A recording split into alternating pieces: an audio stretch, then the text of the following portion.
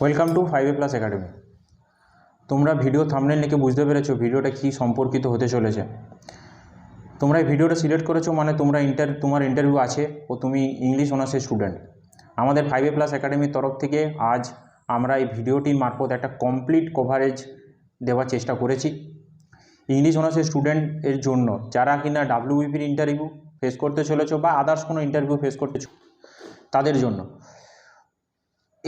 এই ভিডিওটার বাইরে আশা করি আর কোনো কোশ্চেন অ্যারাইজ হবে না। ইটস এ কমপ্লিট প্যাকেজ আর এ ক্যাশ কোর্স বলা যেতেই পারে। বাকি সাবজেক্ট রিলেটেড ক্লাসগুলো আমাদের একাডেমির তরফ থেকে পরপর আপলোড করা হবে পরবর্তীকালে, এবং তার জন্য তোমাদের অবশ্যই আমাদের চ্যানেলকে সাবস্ক্রাইব, লাইক এবং শেয়ার করতে হবে। চলো শুরু করা যাক। আজ আমরা ডিসকাস করব পুরো ইন্টারভিউ রিলেটেড যে সমস্ত কোশ্চেনগুলো অ্যারাইজ করা হয়, অর্থাৎ ইংরেজি অনার্স রিলেটেড। অনেকে আছো যারা অনেক দিন আগে ইংলিশ অনার্স কমপ্লিট করেছো বা রিসেন্ট করেছো কয়েক বছর আগে, কিন্তু ব্যাপারটা আবজা হয়ে গেছে। দেখো, মূলত ইংলিশ অনার্স থেকে কোনো বিরাট কিছু ডেপথে কোশ্চেন অ্যারাইজ করা হয় না। তবে যে টপিকগুলো থেকে কোশ্চেন অ্যারাইজ হয় সেগুলোকে মূলত 5টি সাব ক্যাটাগরিতে আমরা ভাগ করতেই পারি, যেগুলি হলো হিস্ট্রি অফ ইংলিশ লিটারেচারের এজ রিলেটেড কিছু কোশ্চেন অ্যারাইজ হয়। এর বাইরেও এজের যে ইম্পর্টেন্ট কিছু রাইটার আছে এবং তাদের যে ওয়ার্কসগুলো থাকে সেগুলো জিজ্ঞাসাবাদ করা হয়। এবং সবথেকে ইম্পর্টেন্ট কিছু ইন্ডিয়ান অথার যারা কিনা ইংরেজিতে লেখালেখি করেছেন এবং তাদের কিছু ইম্পর্টেন্স লেখা যেগুলো সেখানে জিজ্ঞাসাবাদ করা হয়, এবং সেগুলো এই ভিডিওর মারফতই তোমাদের সমস্ত জানিয়ে দেওয়া হবে। কিছু রেটোরিক্যাল ডিভাইস থেকে কোশ্চেন জিজ্ঞেস করা হয় এবং সেগুলো খুব বেসিক থেকে। কিছু বেসিক ইডিয়াম জিজ্ঞেস করা হয়, কিছু স্পেলিং জিজ্ঞেস করা হয়, কিছু ছোটোখাটো ট্রান্সলেশন জিজ্ঞেস করা হয়। সব কিছুই এক এক করে আলোচনা করা যাক। প্রথমে আলোচনা করা যাক এজ রিলেটেড। আচ্ছা দেখো, এজ রিলেটেড যে সমস্ত কোশ্চেনগুলো আসে, বা এজ যদি হিস্ট্রি অফ ইংলিশ লিটারেচারকে এজের অনুসারে ভাগ করা যায়, তাহলে এগুলোকে কতগুলি সাব ক্যাটাগরিতে ভাগ করা যেতে পারে। যেমন ওল্ড ইংলিশ পিরিয়ড, যাকে বলা হয় অ্যাংলো সেকশন পিরিয়ড, যেটা 449 থেকে 1066 পর্যন্ত বিস্তৃত ছিল। এর পরবর্তীকালে আছে মিডিল ইংলিশ পিরিয়ড বা অ্যাংলো নর্মান পিরিয়ড, যেটা 1066 থেকে 1550 খ্রিস্টাব্দ পর্যন্ত। দ্য রেনেসা পিরিয়ড, যেটা 1550 থেকে 1660 খ্রিস্টাব্দ পর্যন্ত ছিল। নিও ক্লাসিক্যাল পিরিয়ড, যেটাকে আগাস্তান এজ বলা হয়, যেটা 1660 থেকে 1790 খ্রিস্টাব্দ পর্যন্ত ছিল। দ্য এজ অফ ট্রানজিশন বা এজ অফ সেন্সিবিলিটি, যেটা 1740 থেকে 1790 পর্যন্ত বিস্তৃত ছিল। রোমান্টিক পিরিয়ড বা দ্য রিটার্ন টু নেচার বলা হয় এই এজটাকে, এটা 1790 থেকে 1830 পর্যন্ত ছিল। ভিক্টোরিয়ান পিরিয়ড, যেটা 1830 থেকে 1901 খ্রিস্টাব্দ পর্যন্ত ছিল। পোস্ট মডার্ন পিরিয়ড, যেটা 1901 থেকে 1945, এবং দ্য মডার্ন পিরিয়ড, যেটা 1901 থেকে 1945, এবং পোস্ট মডার্ন ইরা, যেটা 1945 থেকে এখন পর্যন্ত যেটা চলছে। আচ্ছা, এই যে স্ক্রিনটা তোমরা দেখতে পাচ্ছ, এটা পরবর্তীকালে আমাদের একাডেমির তরফ থেকে ডেসক্রিপশানে দিয়ে দেওয়া হবে, তাই চিন্তার কোনো কারণ নেই। তোমরা যদি চাও এটা স্ক্রিনশট নিতে পারো। আচ্ছা, এরপর আসা যাক এজ রিলেটেড কী কী কোশ্চেন হতে পারে। যেমন প্রথম যে এজ, যেটা কিছু ইম্পর্টেন্ট এজ আছে যেগুলো থেকে কোশ্চেন অ্যারাইজ হয়, যেমন যেটা first age Anglo Saxon period, এটা 450 থেকে বা 449 থেকে 1066 পর্যন্ত বিস্তৃত ছিল। আচ্ছা, এই এজে কিছু লিটারেলি ওয়ার্ক দেখতে পাওয়া যায়। মূলত 4 ধরনের লিটারেলি ওয়ার্ক দেখতে পাওয়া যায়। যেমন এক্সেটার বুক, যেটা অ্যান্থোলজি ও পোয়েম, অর্থাৎ কিছু কবিতার সংগ্রহ এই বইয়ে দেখতে পাওয়া যায়। এছাড়া জুনিয়াস ম্যানাস্ক্রিপ্ট, যেটা ধর্মীয় কাব্যগ্রন্থ। ভার্সেলি বুক, যেটা একটা মিশ্রিত গ্রন্থ বলতে সেখানে সোল এবং বডি দুটোই থাকে। এবং নাওয়েল কডেক্স বা এটাকে বেউলফের ম্যানাস্ক্রিপ্টও বলা হয়। এছাড়াও এখানে যে সমস্ত রচনাগুলো দেখতে পাওয়া যায় সেগুলো বেশিরভাগই ছিল বেনামি, অর্থাৎ কোনো রাইটারের নাম দেখতে পাওয়া যায় না। কিছু কিন্তু 7ম শতাব্দীতে কিছু লিখিত সাহিত্যেরও উদ্ভব হয়েছিল। আচ্ছা, এখান থেকে যে কোশ্চেনটা জিজ্ঞেস করা হয় প্রায়শই, সেটা হলো এখানে যে লিটারেলি ওয়ার্ক, ক ধরনের লিটারেলি ওয়ার্ক আছে সেগুলো রিলেটেড। যেমন এক্সেটার বুক, জুলিয়াস ম্যানাস্ক্রিপ্ট, ভার্সেলি বুক এবং নাওয়েল কোডেক্স বা বেউল ম্যানাস্ক্রিপ্ট, এখান থেকে এই কোশ্চেনগুলো জিজ্ঞাসা করা হয়। এছাড়াও জিজ্ঞেস করা হয় এখানে যে 3টে যে জার্মান ট্রাইব আক্রমণ করেছিল বা 3টে জার্মান ট্রাইব ছিল তাদের নাম, তারা হলো জিউটস, অ্যাঙ্গেলস এবং স্যাক্সন। এছাড়াও স্যাক্সন যে কিংডমটা ছিল সেটা কোথায় অবস্থিত, সেটা সাউদার্ন সাইডে ছিল। এখানে কিছু ইম্পর্টেন্ট জায়গার মধ্যে এসেক্স এবং ওয়েসেক্স, এগুলো মনে রাখতে হবে। জিউটসরা বসবাস করতো কোথায়? জিউটসরা বসবাস করতো কেন্টে। এছাড়াও এখানে কিছু ইম্পর্টেন্ট ওয়ার্কসের মধ্যে শেডমনকে বলা হয় বেসিক্যালি তিনি হিম রচনা করতেন এবং একে এই অ্যাংলো সেকশন এজের মিল্টন বলা হয়। এখানে কোশ্চেন জিজ্ঞেস করা হয় যে মিল্টন, অ্যাংলো সেকশন এজের মিল্টন কাকে বলা হয়? তাকে শেডমনকে বলা হয়। এছাড়াও স্নেউল যাকে ফাদার অফ দ্য অ্যাপোস্টেল বলা হয়, অর্থাৎ তিনি শহীদদের নিয়ে গ্রন্থ রচনা করতেন, তিনি হচ্ছেন স্নেউল। এছাড়াও সেন্ট বেডের লেখা একটা ইম্পর্টেন্ট একটা বই ইগলেসিয়াল স্টোরি অফ ইংলিশ পিপল, যেটা ভেরি ভেরি ইম্পর্টেন্ট। এছাড়াও এখানে একজন বিখ্যাত ইংল্যান্ডের শাসকের নাম লক্ষ্য করা যায়, যিনি হলেন অ্যালফ্রেড দি গ্রেট, যিনি ছিলেন ওয়েসেক্সের রাজা। তিনি মূলত প্রোজ রচনা করতেন। এখান থেকে বেসিক্যালি এই কোশ্চেনগুলোই ধরা হয়। এরপর যে এজটা ইম্পর্টেন্ট সেটা হলো মিডিল ইংলিশ পিরিয়ড, যেটাকে অ্যাংলো নরমান পিরিয়ডও বলা হয়। এখানে এই টাইমে এখানে নরমানরা আক্রমণ করে নরমান কনকিউস্ট হয়েছিল, কিং হ্যারল্ডকে হারিয়েছিলেন, কিং অফ অ্যাংলো সেকশনে কিং হ্যারল্ডকে হারিয়েছিলেন এবং নরমান কনকিউস্ট হয়েছিল 1066-তে। নরম্যানরা ইংল্যান্ডে ফ্রেঞ্চ কালচার এনেছিল এবং এখানের ভাষা মূলত দু ধরনের ছিল, ফ্রেঞ্চ ল্যাঙ্গুয়েজ এবং ইংলিশ ল্যাঙ্গুয়েজ, দুটো মিশ্রিত হয়ে ইন বিটুইন একটা ল্যাঙ্গুয়েজ তৈরি হয়েছিল। এখানে যে ভাষাগুলো ছিল, যেটা আমি বললাম ফ্রেঞ্চ ল্যাঙ্গুয়েজ এবং ইংলিশ ল্যাঙ্গুয়েজ, এই দুটো মিক্স করে এখানে একটা ইন বিটুইন ল্যাঙ্গুয়েজ তখন সেটা তারা ইউজ করত। এবার এখানে যে ইম্পর্টেন্ট রাজা ছিলেন তিনি ছিলেন হেনরি টু, যিনি চসারের ক্যান্টারবারি টেলস থেকে জানা যায় এই হেনরি টু এর ব্যাপারে। এছাড়া এখানে তিনটে ইম্পর্টেন্ট ওয়ার বা তিনটে ইম্পর্টেন্ট ইনসিডেন্ট ঘটেছিল। যেমন ওয়ার ঠিক বলা ছিল না, তিনটে ইম্পর্টেন্ট ইনসিডেন্ট ঘটেছিল, তার মধ্যে দুটো যুদ্ধ হয়েছিল, তার মধ্যে 100 ইয়ার্স ওয়ার্স হয়েছিল, যেটা 1337 থেকে 1453 খ্রিস্টাব্দ পর্যন্ত হয়েছিল।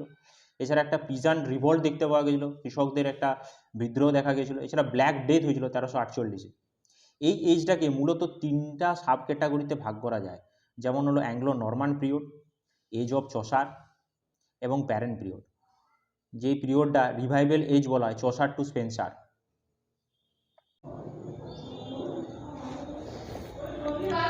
নেক্সট হচ্ছে barren period.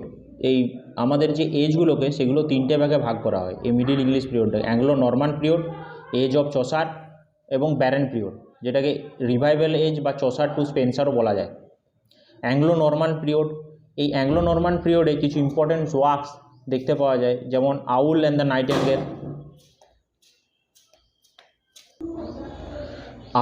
Nightingale, the Havelok Dane. এছাড়া এই টাইমে কিছু ম্যাট্রিক্যাল রোমান্স দেখতে পাওয়া যায়। ম্যাট্রিক্যাল রোমান্স দেখতে পাওয়া যায় ইন দ্য সেন্স, ম্যাট্রিক্যাল রোমান্স এখানের যে লেখালেখি সেখানে লক্ষ্য করা যায়। যেমন এই ম্যাট্রিক্যাল রোমান্স বলতে লাভ, ক্যাভেলরি এবং রিলিজিয়ন, এই সমস্ত লেখা দেখতে পাওয়া যায়। এখানে ইম্পর্টেন্ট লেখার মধ্যে একটি ইম্পর্টেন্ট হলো ইউটোপিয়া, যেটা থমাস মুরের লেখা। এটা অনেক সময় জিজ্ঞেস করা হয় যে থমাস মুরের একটি ইম্পর্টেন্ট ওয়ার্কস বা ইউটোপিয়া কে রচনা করে, সেটা হলেন থমাস মুর, যিনি রচনা করেছিলেন ইউটোপিয়া। আচ্ছা, এজ অফ চসার একজন ইম্পর্টেন্ট পার্সন, এর রিলেটেড প্রচুর কোশ্চেন জিজ্ঞেস করা হয়। যেমন এজ অফ চসার রিলেটেড যে কোশ্চেনগুলো হয়, এজ অফ চসারটা কত দিন পর্যন্ত তার স্প্যানটার বিস্তৃত ছিল, 1340 থেকে 1400 খ্রিস্টাব্দ পর্যন্ত। চসারের কিছু ইম্পর্টেন্ট ওয়ার্কস জিজ্ঞেস করা হয়, যেমন যে তার book of duchess, Troilus and Criseyde, এছাড়াও ক্যান্টারবুরি টেলস, যেটা ভেরি ভেরি ইম্পর্টেন্ট একটি ওয়ার্ক চসারের। আচ্ছা, চসার এমনকি এই কোশ্চেনটা অনেকবার জিজ্ঞাসা করা হয়েছে যে চসার কোন কোন পিরিয়ডে ছিলেন। চসার মূলত তিনটি পিরিয়ডে ছিলেন, একটা হচ্ছে ফ্রেঞ্চ, ইটালিয়ান অ্যান্ড ইংলিশ। চসারকে কী কী বলা হয়, তার কী কী নাম ছিল, তার নিকনেম কী কী ছিল, যেমন ফাদার অফ ইংলিশ লিটারেচার বলা হয়, ফাদার অফ ইংলিশ পোয়েট্রি বলা হয় চসারকে। আচ্ছা, আরেকটা ইম্পর্টেন্ট জিনিস rhyme royal, very very important. Rhyme royal চসারের কোন লেখাতে রাইম রয়্যাল দেখতে পাওয়া যায়? চসারের ট্রয়লাস অ্যান্ড ক্রিসিডাতে আমরা রাইম রয়্যাল দেখতে পাই। রাইম রয়্যাল কি? রাইম রয়্যাল হলো 7 লাইন্স একটা আয়াম্বিক পেন্টামিটার। শুধু এটাই জিজ্ঞেস করা হয় যে রাইম রয়্যালস চসারের কোন লেখাতে আমরা দেখতে পাই? Troilus and Criseyde. Rhyme royals কি জিনিস? রাইম রয়্যালস হলো 7 লাইন্স আয়াম্বিক পেন্টামিটার। এছাড়া এই সময় ল্যাংলার্ড লিখেছিলেন প্রায়ার দ্য প্লাউম্যান। এছাড়াও এই টাইমে জন ওয়েক্লিফ একজন খুব বিখ্যাত মানুষ ছিলেন, যিনি ট্রান্সলেশন করেছিলেন বাইবেলের। বাইবেলের ট্রান্সলেশন করেছিলেন। তাছাড়া এখানে আর কিছু সেই রকম ইম্পর্ট্যান্ট কিছু নেই। এরপর আমাদের যে টপিকটা ভেরি ভেরি ইম্পর্ট্যান্ট সেটা হলো ইউনিভার্সিটি উইডস। এখানে জিজ্ঞেস করা হয় what do you mean by university wits বা what you know about university wits. University wits সম্বন্ধে তুমি কি জানো? ইউনিভার্সিটি উইডস আর কিছুই নয়, ইউনিভার্সিটি উইডস হলো মূলত 7জন রাইটারের একটা গ্রুপ, 7জন রাইটারের একটা গ্রুপ। সেই 7জন রাইটার কে কে? তার মধ্যে 6জন এবং 1জন মূলত যারা কেমব্রিজ এবং অক্সফোর্ড ইউনিভার্সিটি থেকে পড়াশোনা করেছিলেন, তারা কিছু কিছু লেখক ছিলেন যারা কেমব্রিজ থেকে এবং অক্সফোর্ড থেকে পড়াশোনা করেছিলেন, এবং একজন বাইরের একজন ছিলেন যারা এই ইউনিভার্সিটিতে পড়াশোনা করেনি। এদের এই 7জনকে ইউনিভার্সিটি উইড বলা হয়। এবারে প্রশ্ন আছে, কে কে কেমব্রিজ ইউনিভার্সিটিতে পড়াশোনা করেছে, কে কে অক্সফোর্ড ইউনিভার্সিটিতে পড়াশোনা করেছে? কেমব্রিজ ইউনিভার্সিটি থেকে পড়াশোনা করেছিলেন Christopher Marlowe, Robert গ্রিনি, Thomas Nash.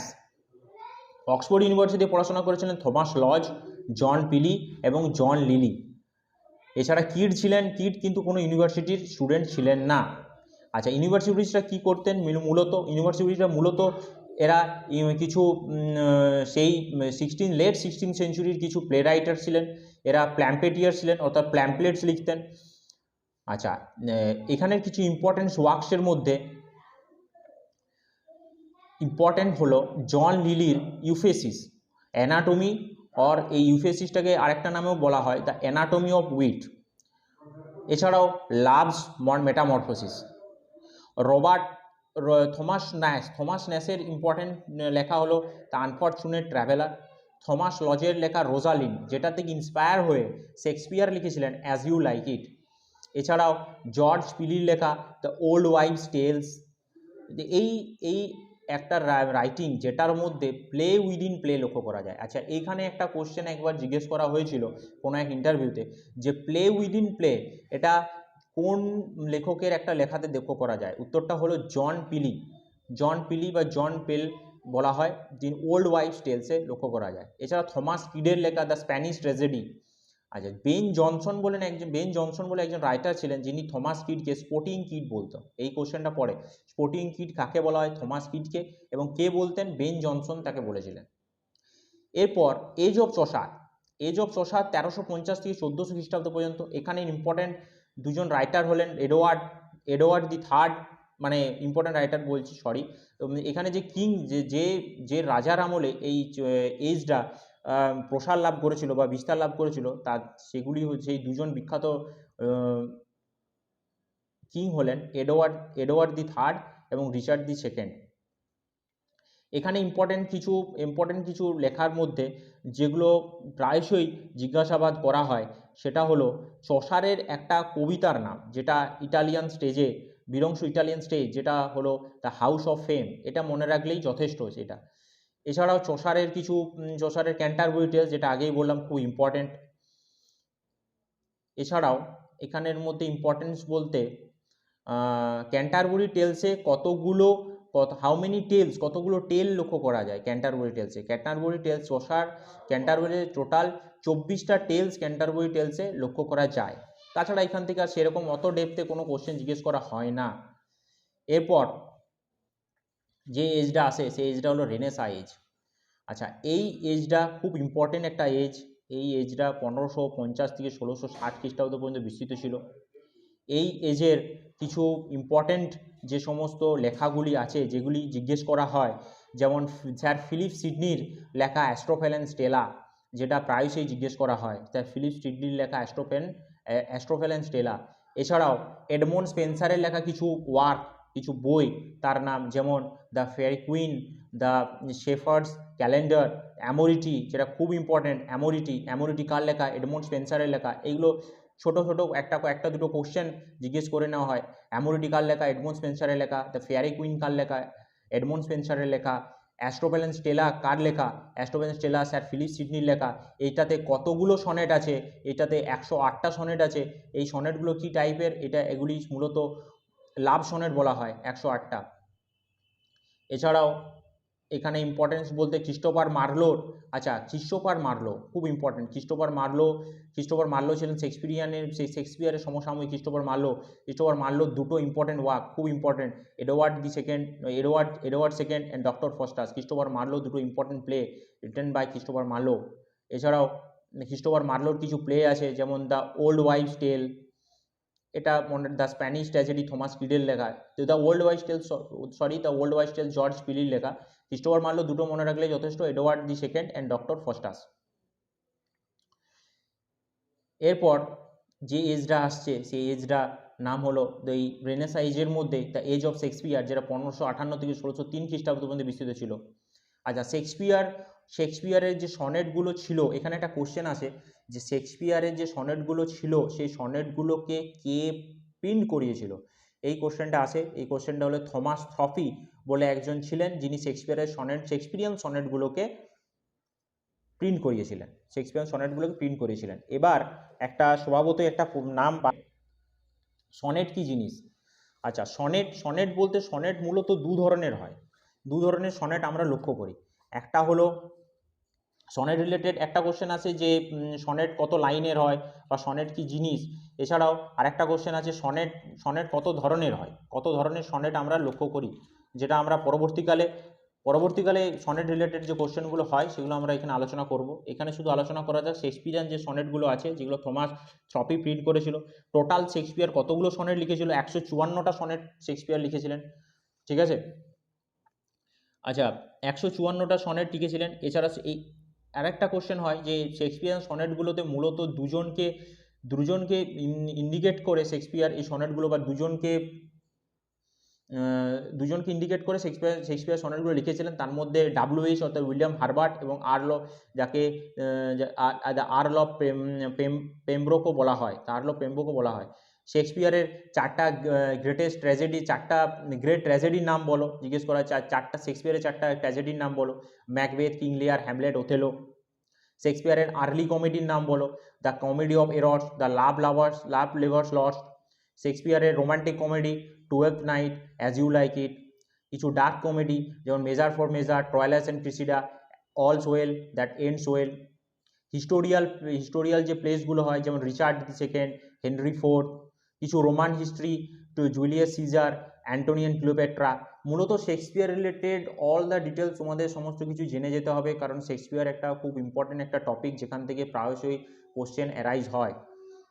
কিছু শেক্সপিয়ারের তিনটে প্লের নাম বলো, লাস্ট তিনটে প্লে, যেমন হচ্ছে ক্যাম্বারলাইন, দ্য উইচার্স টেলস, দ্য টেম্পটেস্ট। শেক্সপিয়ারের কিছু আচ্ছা, এখানে একটা কোশ্চেন একবার জিজ্ঞেস করা হয়েছিল, শেক্সপিয়ার কোন থিয়েটারে, মূলত কোন দুটি থিয়েটারে শেক্সপিয়ার স্টেজ করতেন? একটা হচ্ছে দ্য গ্লোব থিয়েটার এবং দ্য রোজ থিয়েটার। আচ্ছা, যেটা একটু আগে বলছিলাম, সনেটকে দুটো ভাগে ভাগ করা, একটা ইটালিয়ান সনেট যেটাকে পেট্রাকান সনেট বলা হয়, এবং একটা ইংলিশ সনেট যেটা শেক্সপিয়ারিয়ান সনেট। মূলত সনেট উৎপত্তি হয়েছিল ইটালিতে, ইটালিয়ান সনেট, যেটার প্রথম 8 লাইন, তারপরে 6 লাইন, টোটাল 14 লাইন। প্রথম 8 লাইনকে অক্টেভ বলা হয়, শেষ যে 6টা লাইন সেটাকে সেস্টেট বলা হয়। এর মাঝে একটা ভোল্টা থাকে। ভোল্টা জিনিসটা কি, এটা জিজ্ঞেস করে, what do you mean by volta? Volta in poetry the volta or turn. Volta একটা টার্ন, মানে একটা স্টেজ দিকে একটা অক্টেভ থেকে একটা সেস্টেটে যখন যাচ্ছে তখন ভোল্টাটা ইউজ করা Italian সনেটে। In poetry, the volta or turn is a rhetorical shift or dramatic change in thought or emotion.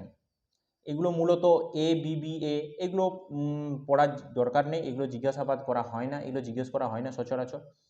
এছাড়াও ইংলিশ সনেট, যেটা শেক্সপিয়ারের নামে পরিচিত বেশিরভাগ ক্ষেত্রে, ইংলিশ সনেটকে শেক্সপিয়ারিয়ান সনেট বলা হয়।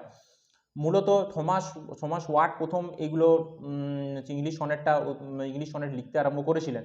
এই ইংলিশ সনেটের যে আর শেক্সপিয়ার ইটালিয়ান সনেটের যে পার্থক্যটা, সেটা হলো ইটালিয়ান সনেট 8 এবং 6 বিভক্ত, ইংলিশ সনেট কিন্তু 3টে কোয়াট্রেন্ট এবং একটি কাপলেট থাকে, টোটাল 14 লাইন। এক একটা কোয়াট্রেন্ট 4টে করে লাইন, 3 4 12, এবং একটি করে কাপলেট থাকে। শেক্সপিয়ার টোটাল সনেট লিখেছিল 154টা। তার মধ্যে এখানে আবার জিজ্ঞেস করা হয় শেক্সপিয়ার যে টোটাল 154টা সনেট লিখেছিল, কাকে কাকে উদ্দেশ্য করে কোন কোন সনেটগুলো লেখা। প্রথম 1 to 126 অর্থাৎ 1 থেকে 126 নম্বর সনেট পর্যন্ত তিনি একজন ইউথকে ফেয়ার ইউথকে ডেডিকেট করে লিখেছিলেন, যেটা 1 থেকে 126, 127 থেকে 152 নম্বর সনেট তিনি ডার্ক লেডিকে ডেডিকেট করে লিখেছিলেন, এবং 153 এবং 154 নম্বর সনেট যেটাকে গ্রিক সনেটও বলা হয়। এরপর কিছু ইম্পর্টেন্স কিছু লাইন আছে, যেমন হচ্ছে ফোলিওস আর কোয়াটোস কি। ফোলিওস আর কোয়াটোসটা কিছুই নয়, এইটা মূলত শেক্সপিয়ারের কিছু আর্লি লাইফের কিছু পাবলিশড বুক। তার মধ্যে ফোলিওসটা হলো একটা বড় বৃহৎ, ফোলিওস আর লার্জ অ্যান্ড টল ভলিউমস, যেটার মধ্যে অনেক ফোলিওসের আকারটা অনেক বড়, অর্থাৎ তার কবিতার সংখ্যা বা লেখার সংখ্যাগুলো অনেক বেশি থাকে, ভলিউমসের অনেক বড়। আর কোয়াটোসটা ছোট, এটা বললেই যথেষ্ট। আচ্ছা, এরপর এডমন্ড স্পেন্সারের একটা লেখা দ্য ফেয়ারি কুইন, যেটা জিজ্ঞেস করা হয় দ্য ফেয়ারি কুইন কার লেখা, একটু আগেই আমরা বলেছি ফেয়ারি কুইন হলো এডমন্ড স্পেন্সারের লেখা। এছাড়াও যেটা এখান থেকে ইম্পর্টেন্ট আছে, এর পরবর্তী এজ যেটা আছে রোমান্টিক এজ, এখান থেকে কোশ্চেন প্রায়শই জিজ্ঞেস করা হয় রোমান্টিক এজটা কত খ্রিস্টাব্দ পর্যন্ত বিস্তৃত, যেটা 1790 থেকে 1830, অথবা অনেক বইয়ে লেখা থাকে 1798 থেকে 1837। আচ্ছা, এই এজটা ইনফ্লুয়েন্সড হয়েছিল, জিজ্ঞেস করা হয় রোমান্টিক এজ কিসের থেকে ইনফ্লুয়েন্সড হয়ে রোমান্টিক এজটা তৈরি হয়েছে। এই রোমান্টিক এজটা highly influenced by the ideas of French revolution or industrial revolution. এই টাইমে ফ্রেঞ্চ রিভলিউশন হয়েছিল, এবং সেই ফ্রেঞ্চ রিভলিউশন থেকে ইনফ্লুয়েন্সড হয়ে রোমান্টিক এজটা মূলত স্টার্ট হয়, এবং ইন্ডাস্ট্রিয়াল রিভলিউশন হয়েছিল, সেখান থেকে হয়। রোমান্টিক এজে কিছু সিম্পল অ্যান্ড প্লেন ল্যাঙ্গুয়েজ ব্যবহার করা হয়। রোমান্টিক এজের যে পোয়েটরা ছিল সেগুলো যারা লিখতো সেটা কমন পিপল, অর্থাৎ মানুষজনও যারা লিখতেন তারাও কমন পিপল ছিল, যেগুলো বলতেন নেচার রিলেটেড বলতেন, সেগুলো কমন মানুষের তরফ থেকে বলা হতো। আচ্ছা, এখানে যেগুলো পড়ে, এটা পড়ে না, যেটা পড়ে সেটা হচ্ছে এইখানে যে কবিগুলো ছিল, এই কবিগুলোকে সাধারণত দুটো ভাগে ভাগ করা হয়। প্রথম যে ভাগটা সেটাকে অগ্রজ বলা হয়। অগ্রজের মধ্যে মানে ফার্স্ট হাফে যেগুলো ছিল তাদের মধ্যে ছিলেন ওয়ার্ডসওয়ার্থ, কোলরিজ, সাদে এবং ওয়াল্টার স্কট। ইম্পর্টেন্ট কোন তিনটে? ওয়ার্ডসওয়ার্থ, কোলরিজ এবং সাদে। ওয়াল্টার স্কট অতটা জিজ্ঞাসা করা হয় না। ওয়ার্ডসওয়ার্থ, কোলরিজ এবং সাদে প্রথম হাফে। সেকেন্ড হাফে গিয়েছিল লর্ড বায়রন, পিবি শেলি এবং কিটস। এবার কোশ্চেন আসে যে রোমান্টিক এজটা শুরু হয়েছিল কোন লেখা থেকে। তো এখানে ওয়ার্ডসওয়ার্থ অ্যালং উইথ কোলরিজের সাথে ওয়ার্ডসওয়ার্থ লিরিক্যাল ব্যালাড লিখেছিলেন 1798, এবং এই টাইমটাকে ধরা হয় এই এজের শুরু বা starting, who started this age. আচ্ছা, ওয়ার্ডসওয়ার্থের লেখা আরও কিছু ইম্পর্টেন্ট লেখা হলো টিনটান অ্যাবে, এটা ওই লিরিক্যাল ব্যালাডেরই একটা অংশ বলা যেতে পারে। এছাড়াও solitary reaper, daffodils, ode to duty. তাহলে ওয়ার্ডসওয়ার্থ থেকে ইম্পর্টেন্স কী হলো? ওয়ার্ডসওয়ার্থ এবং কোলরিজ একসাথে লিরিক্যাল ব্যালাড লিখেছিলেন 1798 খ্রিস্টাব্দে, এবং এর মাধ্যমে বা এর সাথে সাথেই রোমান্টিক এজটা শুরু হয়। তার পরবর্তীকালে তিনি লিখেছিলেন টিনটান অ্যাবে, খুব important, Tintern Abbey, solitary reaper, daffodils এবং ওড টু ডিউটি। এরপর কোলরিজের লেখা দুটো নাম মনে রাখলেই মোর দেন এনাফ, একটা হলো কুবলা খান এবং আরেকটা হলো ক্রিস্টাবেল। এবার বাইরনের লেখা দ্য চাইল্ড হ্যারল্ড পিলগ্রিমস এবং ডন জুয়ান, এই দুটো মনে রাখলেই যথেষ্ট, আর বেশি মনে রাখার দরকার নেই যেহেতু সময় খুব অল্প। সেলির লেখা ওড টু ওয়েস্ট ওয়াইন্ড এবং অ্যাডোনাইস। কিটসের লেখা ode to nightingale, ode to autumn. আচ্ছা, এখানে অনেকগুলো ওড টু দিয়ে স্টার্ট, এগুলো ভালো করে মুখস্থ করতে হবে, দরকার হলে লিখে মুখস্থ করতে হবে যাতে করে গুলিয়ে না যায়। যেমন সেলির লেখা ওড টু ওয়েস্ট ওয়াইন্ড, আবার কিটসের লেখা ode to nightingale, ode to autumn. এছাড়াও কিছু নোভেলিস্ট এই টাইমে দেখতে পাওয়া যায়, যেমন জেন অস্টিনের লেখা প্রাইজ অ্যান্ড প্রিজুডাইস এবং এম্মা, খুব ইম্পর্টেন্ট। কিছু রোমান্টিক এজের কিছু নোভেলিস্ট অর্থাৎ কিছু পিকুলার টাইপের যদি কোশ্চেন জিজ্ঞেস করে, আমরা মূলত জানি রোমান্টিক এজ মানে কবিতা, কিন্তু কিছু পিকুলার কোশ্চেন ওরা এরাইজ করতেই পারে। যেমন কিছু রোমান্টিক এজের কিছু নোভেলিস্টের নাম বলো, তখন তুমি বলবে John Austen, Walter Scott, Mary Shelley. আচ্ছা, তখন বলবে যে ওদের কিছু লেখার নাম বলো, কিছু ওয়ার্কস বলো, তখন তোমাকে বলতে হবে জেন অস্টিনের লেখা প্রাইড অ্যান্ড প্রিজুডাইস এবং এম্মা, ওয়াল্টার স্কটের লেখা the heart of Midlothian, sir Walter স্কটের লেখা। এছাড়াও মেরি শেলির লেখা ফ্র্যাঙ্কেনস্টাইন, এটা মনে রাখলেই হবে। এছাড়া চার্লস ল্যাম্ব, এখানে কিছু প্রোজ লেখা হয়েছিল। আচ্ছা, এখানে আরেকটা কোশ্চেন হয় প্রোজ, রোমান্টিক এজের কিছু প্রোজ, যেমন চার্লস ল্যাম্বের লেখা টেলস ফ্রম শেক্সপিয়ার, এটা মূলত শিশুদের জন্য লেখা, টেলস ফ্রম শেক্সপিয়ারের টেলস ফ্রম শেক্সপিয়ার, চার্লস ল্যাম্বের। আচ্ছা, নেক্সট হচ্ছে এই এজের আরও কিছু ইম্পর্টেন্স বলতে এখানে সেরকম কিছু ইম্পর্টেন্স নেই আর। তারপর আমরা চলে আসি চার্লস ডিকেন্সের কিছু লেখা, এজ রিলেটেড আর কিছু কোশ্চেন আমার মনে হয় না আর এরাইজ হতে পারে। মূলত সেই এজের যে ভাগগুলো, কোন কোন এজগুলো কত দূর কত টাইম পর্যন্ত স্প্যান ছিল, এবং Anglo Saxon age, middle Anglo Norman age এবং Middle English period, age of Chaucer, romantic age, এগুলো পড়লেই মোটামুটি এখান থেকে কাভার হয়ে যায়। এছাড়া কিছু কিছু ফ্যাকচুয়াল কোশ্চেন আছে, যেমন চার্লস ডিকেন্সের কিছু লেখা, Oliver Twist, David Copperfield, a tale of two cities, hard times, great expectation. এছাড়া চার্লোটি ব্রন্টির লেখা দ্য প্রফেসর, জেন আইরি, দুটো করে নাম মনে রাখলেই হবে। এমলি ব্রন্টির লেখা উইদারিং হাইটস, এটা খুব ইম্পর্টেন্ট, এমলি ব্রন্টির লেখা উইদারিং হাইটস। অ্যানি ব্রন্টির লেখা অ্যাগনেস গ্রে। এছাড়া জর্জ ইলিয়টটা মনে রাখতে হবে, জর্জ ইলিয়টের লেখা Adam Bede, the mill on the Floss, the Romola. আচ্ছা, এখানে কিছু সায়েন্টিফিক রোমান্সেস, এইচ.জি. ওয়েলসের কিছু লেখা এখানে পড়ে, যেমন দ্য টাইম মেশিন এবং দ্য ইনভিজিবল ম্যান, খুব ইম্পর্টেন্ট, এটা প্রায়শই জিজ্ঞেস করা, দ্য ইনভিজিবল ম্যানস কার লেখা, এইচ.জি. ওয়েলসের লেখা, এবং টাইম মেশিন কার লেখা, এইচ.জি. ওয়েলসের লেখা। আচ্ছা, এখানে নোবেল প্রাইজ কিছু কয়েকজন পেয়েছিলেন, খুব ইম্পর্টেন্ট রাইটার যারা নোবেল প্রাইজ পেয়েছিল, যেমন রুডিয়ার্ড কিপলিং নোবেল প্রাইজ পেয়েছিল লিটারেচারের জন্য। কত সালে পেয়েছিল? 1907-এ, মনে রাখতে হবে। রুডিয়ার্ড কিপলিং পেয়েছিলেন নোবেল প্রাইজ 1907-এ। রুডিয়ার্ড কিপলিংয়ের, এবার জিজ্ঞেস করা হয় রুডিয়ার্ড কিপলিংয়ের কিছু লেখা, যেমন দ্য জাঙ্গল বুক, কিম, এগুলো রুডিয়ার্ড কিপলিংয়ের খুব ইম্পর্টেন্ট কিছু লেখা। এছাড়াও কিছু এর পরবর্তীকালে দেখতে পাওয়া যায় নোবেল প্রাইজ পেয়েছিল জে.বি. শ, যেটা 1925 খ্রিস্টাব্দে পেয়েছিলেন জে.বি. শয়ের লেখা কিছু দেখে নিতে হবে আমাদেরকে।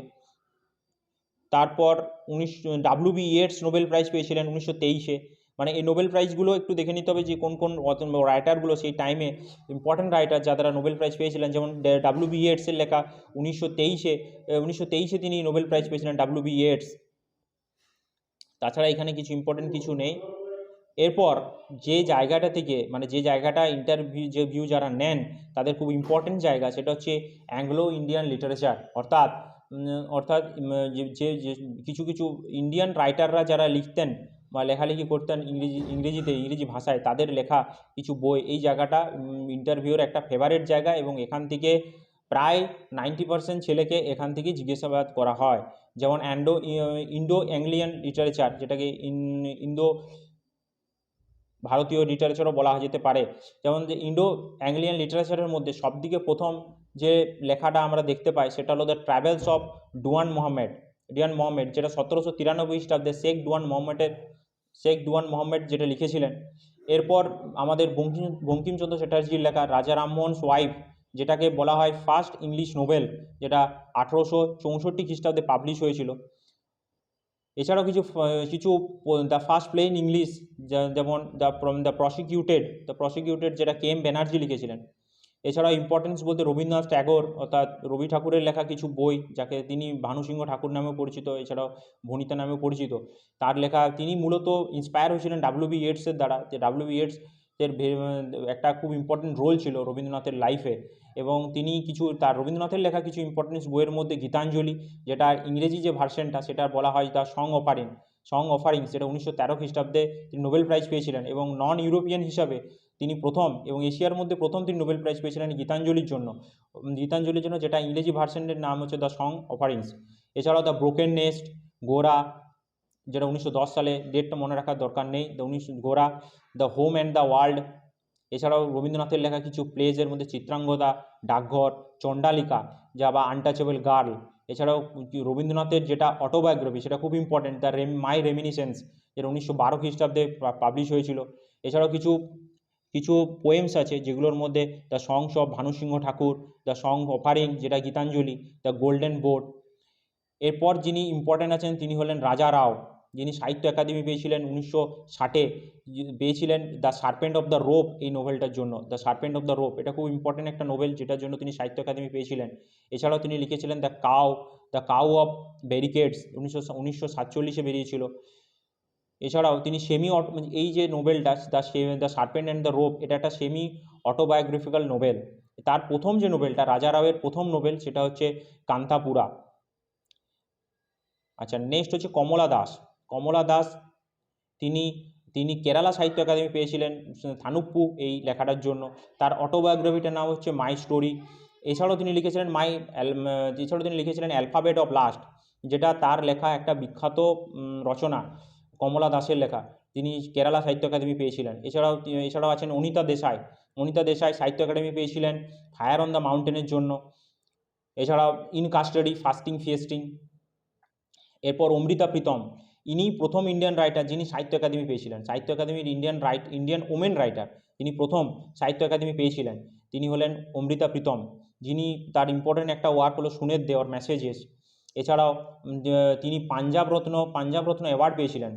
তিনি ভারতীয় জ্ঞানপীঠ অ্যাওয়ার্ড পেয়েছিলেন কাগজ কি ক্যানভাস, যেটা পরবর্তীকালে একটা সিনেমা হয়েছিল। এখান থেকে কোশ্চেন হয়েছিল একবার যে অমৃতা প্রীতমের লেখা কোন উপন্যাস থেকে একটা হিন্দি সিনেমা হয়েছিল, সেটা হচ্ছে কাগজ কি ক্যানভাস। কাগজ কি ক্যানভাস এবং পিঞ্জর বলে একটা ফিল্ম হয়েছিল, যেটা মনীষা কৈরালা ছিলেন। 2003-এ সেই ফিল্মটা পাবলিশ হয়েছিল। এছাড়াও তার কিছু লাভ স্টোরি দেখতে পাওয়া যায় আমাদের, যে অমৃত ইমরোজ, যেটা সেমি অটোবায়োগ্রাফি এবং একই সঙ্গে সেটা একটা লাভ স্টোরি। এছাড়া খুশবন্ত সিং পদ্মভূষণ পেয়েছিলেন 1974 খ্রিস্টাব্দে, কিন্তু তিনি সেটা রিটার্ন করে দিয়েছিলেন। এই জন্য এটা ইম্পর্টেন্ট, রিটার্ন করেছিলেন কিসের জন্য রিটার্ন করেছিলেন সেটাও ইম্পর্টেন্ট। গোল্ডেন টেম্পল সিজ করার জন্য তিনি পদ্মভূষণ অ্যাওয়ার্ডটা রিটার্ন করেছিলেন 1974 খ্রিস্টাব্দে। তার অটোবায়োগ্রাফির মধ্যে ইম্পর্টেন্ট হলো the truth, love and a little. এছাড়াও তিনি যোজনা বলে যে ম্যাগাজিনটা পাবলিশ হতো সেই টাইমে, তিনি সেই যোজনা ম্যাগাজিনটাকে এডিট করতেন, এবং সেটা তখনকার দিনে যে যোজনা ম্যাগাজিনে তিনি যখন এডিট করতেন সেই টাইমে মনে করা হতো যে সেটাই বেস্ট এডিটার হিসাবে তিনি সম্মান পেয়েছিলেন। এছাড়াও তিনি লিখেছিলেন train to Pakistan, women and men in my life. এছাড়া আর কে নারায়ণ, খুব important person R K Narayan, তিনি সাহিত্য একাডেমি পেয়েছিলেন 1958 সালে দ্য গাইড বইটার জন্য, যেটা পরবর্তীকালে একটা সিনেমাও হয় দ্য গাইডের জন্য। এছাড়াও তার লেখা 3টে কালজয়ী উপন্যাস, দ্য স্বামী and friends, bachelor of arts and the English teacher, যেটাকে ট্রিলজি বলা হয়, ইংলিশ লিটারেচারের ট্রিলজি বলা হয় আর কে নারায়ণের। এছাড়াও the vendor of the sweets, Malgudi days, mister Sampath, the man eater of Malgudi. R K নারায়ণের এই সমস্ত লেখাগুলি মুখস্থ করা খুবই দরকার, যেহেতু এখান থেকে প্রায়শই কোশ্চেন জিজ্ঞেস করা হয়। অরুন্ধতী রায়ের লেখা the god of small things, যেটা 1997 সালে হয়েছিল। তিনি ম্যান বুকার প্রাইজ পেয়েছিলেন, খুব ইম্পর্টেন্ট, ম্যান বুকার প্রাইজ পেয়েছিলেন Arundhati Roy god of small থিংসের জন্য। এছাড়াও দ্য মিনিস্ট্রি অফ আনহ্যাপিনেস, যেটা রিসেন্ট বেরিয়েছে 2017 সালে, দ্য মিনিস্ট্রি অফ আনহ্যাপিনেস। তিনি অ্যাকচুয়ালি একজন এনভায়রনমেন্টালিস্ট এবং human rights activist Arundhati Roy. এছাড়াও সত্যজিৎ রায়টা ভেরি ইম্পর্টেন্ট, যেহেতু কিছুদিন আগে 2021 সালে তার জন্মবার্ষিকী 100তম জন্মবার্ষিকী পালন করা হয়েছে। তার জন্মদিনটাও ইম্পর্টেন্ট, মে 2 তিনি জন্মগ্রহণ করেছিলেন 1921 সালে, এবং 2021 সালে 100তম তার জন্মবার্ষিকী পালন করা হয়েছে। তার পিতামহের নাম ছিল উপেন্দ্র কিশোর রায়চৌধুরী, পিতা ছিলেন সুকুমার রায়। তিনি ভারতরত্ন পেয়েছিলেন 1992 সালে, অস্কার পেয়েছিলেন 1992 সালে। ভারতরত্ন পেয়েছিলেন 1992, অস্কারও পেয়েছিলেন 1992। তার লেখা কিছু কালজয়ী উপন্যাস, তার লেখা কিছু কালজয়ী উপন্যাসের মধ্যে, তার লেখা কিছু কালজয়ী উপন্যাস বলা চলে না, তার লেখা কালজয়ী কিছু সৃষ্টি, তার মধ্যে পথের পাঁচালী, তারপর অপরাজিতা অ্যান্ড অপুর সংসার, যেটাকে অপু ত্রয়ী বলা হয়, পথের পাঁচালী, অপরাজিতা এবং অপুর সংসার, তিনি এগুলো নিয়ে সিনেমা করেছিলেন, এগুলো তার সৃষ্টি। কাপুরুষ মহাপুরুষ, এছাড়াও গুপি গাইন বাঘা বাইন, চিড়িয়াখানা, সদ্গতি। এছাড়াও তিনি ফেলুদা লিখেছিলেন সত্যজিৎ রায়, ডিটেকটিভ উপন্যাস। আচ্ছা, নেক্সট এখানে হিস্ট্রি অফ ইংলিশ লিটারেচার থেকে এর বাইরে আশা করি আর কোনো কোশ্চেন অ্যারাইজ হবে না। এরপর যেগুলো রেটোরিক্যাল ডিভাইসের মধ্যে যেগুলো ইম্পর্টেন্ট সেগুলো হলো সিমিলি কী জিনিস, মেটাফোর কী জিনিস। আচ্ছা, রেটোরিক্যাল ডিভাইসের মধ্যে যেগুলো ইম্পর্টেন্ট, যেগুলো প্রায়শই জিজ্ঞেস করা হয়, যেমন সিমিলি, মেটাফোর, ট্রান্সফার এপিথেট, হাইপারলগ। আচ্ছা, এই যে পিডিএফটা বা এই যে সমস্ত কিছু, এগুলো আমাদের একাডেমির যে ডেসক্রিপশন বক্স, সেখানে আমাদের পিডিএফ করে দিয়ে দেওয়া হবে।